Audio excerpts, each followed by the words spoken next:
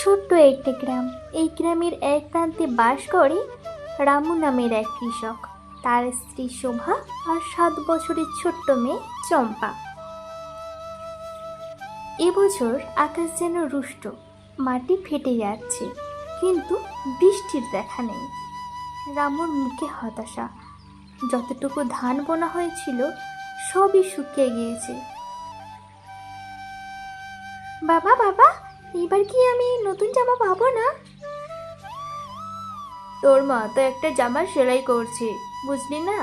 এবারে তুই ওটাই পরবি। যদি বৃষ্টি হয়, ফসল ফলে, তোকে আবার একটা নতুন জামা কিনে দেব। তোমার জন্যও তো কিছু দরকার, তুমি তো কিছু কিনো না কখনো। বাড়িতে চাল শেষ, বাজারে যাওয়ার টাকাও নেই আজ তাদের। চম্পা, আয় খেতে। আজকে একটু পাতলা হয়েছে রে খাবারটা, সামনে খা। তুমি খাবে না মা? আমি পরে খাবো, তোরা আগে খেয়ে নে।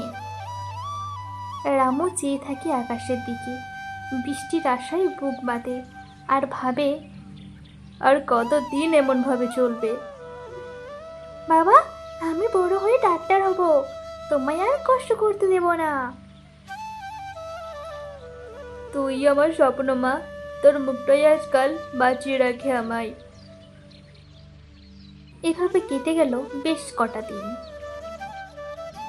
একদিন সন্ধ্যাবেলায় হঠাৎ আকাশ ঘনিয়ে আসে, বাতাস শুরু হয়, মেঘে ঢেকে যায় চারিদিক, বিদ্যুৎ চমকে ওঠে আকাশে।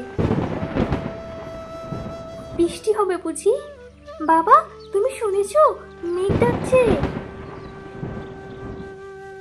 অবশেষে বৃষ্টি নামে, তুই জল আর জল, খড় বিচুলি উড়ে যায় বাতাসে। রামু ওর সাথে সাথে মাঠে ছুটে যায়, শরীরে পুরো কাদাই তার মাখামাখি। সে আনন্দের সাথে বৃষ্টিতে ভিজছে আর নাচছে। চম্পার মুখে হাসি, তার ছোট্ট বুক জুড়ে আশার আলো। হয়তো বৃষ্টি শুধু মাঠেই নয়, ওদের মনেও ঘরে দাঁড়ানোর শক্তি এনে দিল।